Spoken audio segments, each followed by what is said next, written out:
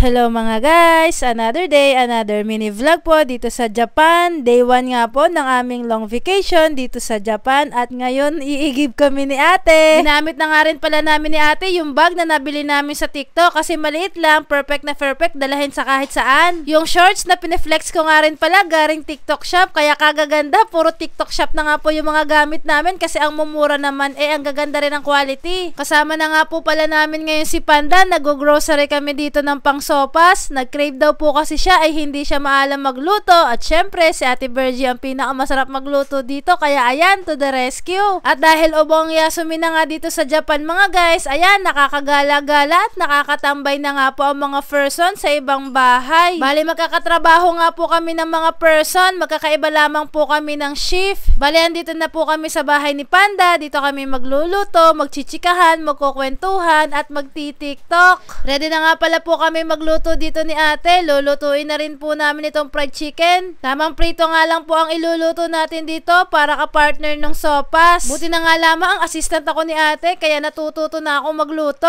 habang si ate po dito nagpe-prepare ng pang sopas. Simpleng bandingan lang po namin ito ng mga persons at ayan, nagchichikahan na nga po din sila dito.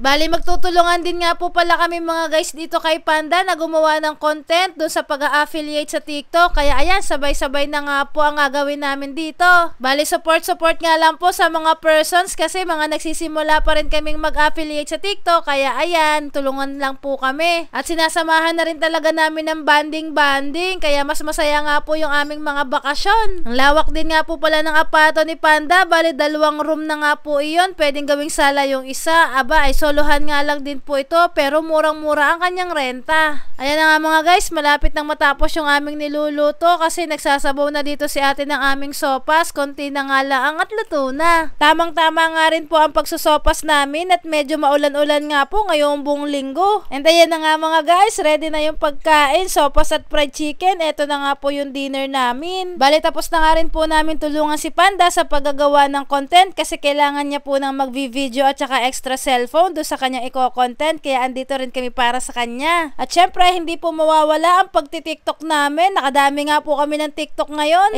Hanggang dito na nga lang po muna. Bye bye bye!